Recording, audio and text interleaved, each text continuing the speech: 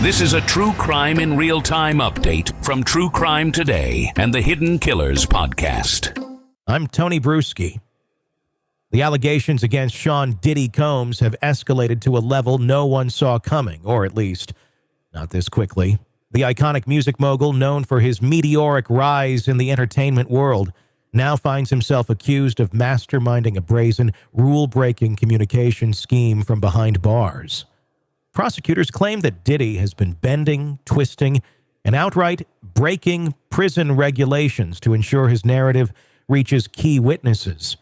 Before his looming sex trafficking trial, they paint a picture of relentless determination, a man accused of using any and every resource at his disposal to influence testimonies and shield himself from the crushing weight of justice. Think about this. What kind of pressure must it take for someone at the peak of fame and fortune to allegedly manipulate witness accounts from a jail cell? Is it desperation, arrogance, or perhaps a fierce survival instinct? Whatever the driving force, the story unfolding is one of calculated moves, high-stakes tactics, and a battle against the system.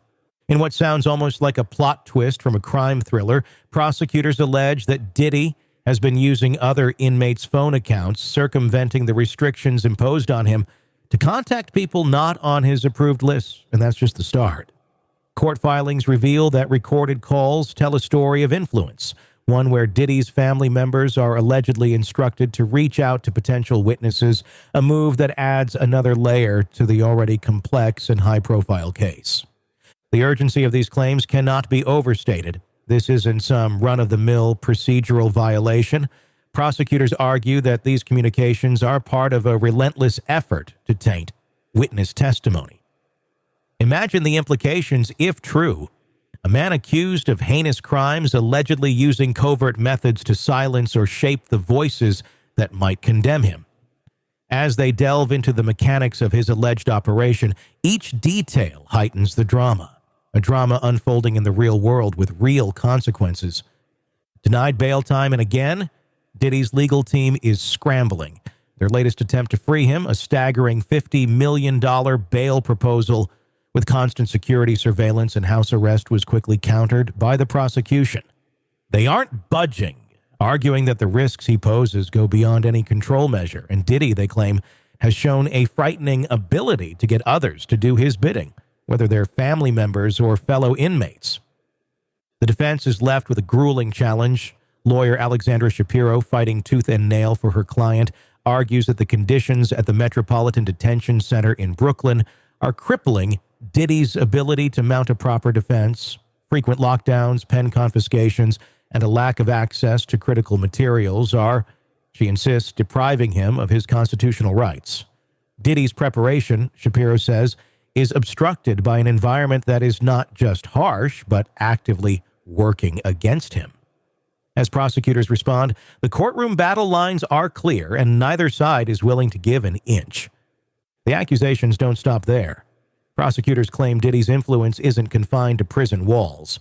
They point to a carefully orchestrated public relations strategy, citing an Instagram post by a witness identified only as Witness 2. This statement, allegedly drafted with Diddy's input from prison, aims to counter allegations made by singer Dawn Richard in a separate civil lawsuit. Through texts and calls, prosecutors allege Diddy guided Witness 2 to craft a narrative favorable to him, and the connections don't end there. Adding fuel to the fire, a video posted by Diddy's 7 children wishing him a happy birthday on November 5th was highlighted by prosecutors as part of a larger media campaign. The video, heartfelt and touching on the surface, reportedly became a tool of manipulation. Court documents reveal that Diddy monitored the video's engagement metrics and discussed with his family how to amplify its reach, all with the goal of swaying potential jurors. It's a strategy so audacious that it forces one to wonder, where does the line between influence and manipulation blur? And what consequences lie in that gray area? And then there's the matter of payments. Prosecutors allege that Diddy paid Witness 2 after she posted her statement, suggesting a strong inference of bribery. The allegations deepen with claims that he used the phone accounts of at least 8 inmates to make unauthorized calls, breaking prison regulations repeatedly. It's a calculated, well-organized scheme, they argue, designed to protect Diddy from the most damning testimonies, those that could paint him as a predator hiding behind fame and fortune. Urging the judge to keep Diddy behind bars, prosecutors pull no punches. They call his influence uncanny, a reach so vast that no security team could contain it. Whether it's employees, family members, or even inmates, Diddy has allegedly found ways to bend people to his will. And so they insist house arrest isn't an option. There's simply no guarantee he won't find another way to tamper with witnesses or manipulate the trial's outcome. But as this legal saga unfolds, it's not just about guilt or innocence. It's about power, influence, and the lengths one might go to maintain their empire. It's a reminder of the complexity and fragility of the justice system when faced with a defendant who seems willing to push every boundary. The case against Sean Diddy Combs feels like more than just a high-profile trial. It's a collision of power, influence, and the American justice system. We've seen powerful figures fall before, but what's fascinating here is the sheer complexity of the strategies allegedly in play. Diddy isn't just accused of simple rule breaking. No, the picture prosecutors are painting is that of a man who's willing to pull every string, call in every favor, and leverage every ounce of his influence, all while confined to a prison cell. It's a narrative that sends chills down your spine, doesn't it? Think about it. How far does influence go when someone has resources like Diddy's? We're talking about a man who built an empire, someone whose name carries weight in the entertainment industry and beyond. Yet here he is, accused of resorting to tactics like manipulating social media engagement and allegedly orchestrating statements from witnesses. These aren't the moves of someone playing defense. They're the moves of someone playing a deeply strategic game, one with monumental stakes. And while the allegations are shocking, they also bring up an important psychological angle. Why would someone with so much to lose and so much at stake allegedly take these risks? Is it desperation? A refusal to let go of the image and legacy he's built?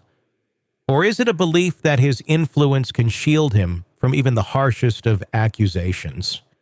It's almost Shakespearean in its themes, a fallen king fighting to keep his throne. It's real life with real victims. If the charges hold true, the defense, of course, has its own narrative, and it raises points that can't be ignored. The conditions at the Metropolitan Detention Center sound brutal. The argument that frequent lockdowns and confiscated pens are hindering Diddy's ability to prepare for his trial isn't just a legal maneuver. It speaks to a broader issue of fairness and constitutional rights. No one, no matter how powerful or infamous, should be deprived of a fair chance to defend themselves. Yet here's the uncomfortable truth. When someone like Diddy is accused of using prison conditions as a base of operations to influence witnesses, what options does the system really have? It's a question with no easy answers. Injustice, manipulation, psychological warfare, it's all wrapped up in this case. And as we watch it unfold, we're left pondering, how do you balance the scales of justice when someone on one side wields almost limitless resources and influence? Are we witnessing a man's desperate attempt to protect his legacy or a brazen abuse of power that demands accountability? That's all for now. We'll keep digging and getting you the facts. Thanks for listening. Be sure to press subscribe so you don't miss any of our updates. In a world where the darkest secrets lie just beneath the surface. So they said it was an accident, but the evidence says otherwise. Where hidden killers roam, unnoticed, in the shadows. I think you would definitely be looking at a blend of toxic, very bad narcissistic personality traits, and they will be vengeful and possibly resort to violence. Join Tony Bruschi as he uncovers the truth behind the most chilling cases. They said it was an accident, but the evidence clearly says otherwise. Each episode, we dig deep into the minds of those who commit the unthinkable. To your point on narcissism, he thinks in his own mind how witty he is. Yeah. But he lost that jury. I was done with him in 2 minutes. From unsolved mysteries to infamous crimes. Geez, you've just talked about how you've taught yourself how to do everything under the sun. I bet you did a YouTube video, how to best kill somebody with a knife. Hidden Killers with Tony Bruschi takes you where few dare to go. How does someone with such a dark secret go unnoticed? for so long. with multiple new episodes every single day. We're not just telling stories, we're seeking justice. Listen now on Apple Podcasts or wherever you get your podcasts. Just search for Hidden Killers with Tony Bruschi.